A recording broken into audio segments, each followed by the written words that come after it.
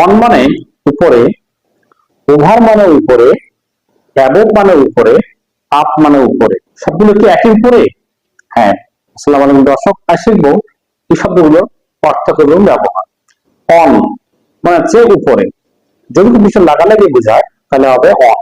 যেমন যদি বলি microphone is on my hand, microphone is on my hand, হাতের উপর মাইক্রোফোনটি আছে। ওভার মানে কোনো ফাঁকা থাকবে তার উপরে ওভার বোঝাবে। বলি ওভার উপরে কিন্তু গতিশীল বোঝাবে এবং মাঝখানে ফাঁকা জায়গা বোঝাবে, তাহলে করে দেবো ওভার।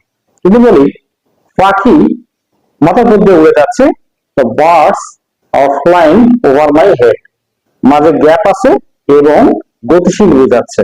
above হচ্ছে ওভার, একই রূপ কিন্তু স্থির অবস্থা বোঝাবে। যদি বলি the fan is above my head, ফ্যানটা কোথায় আছে?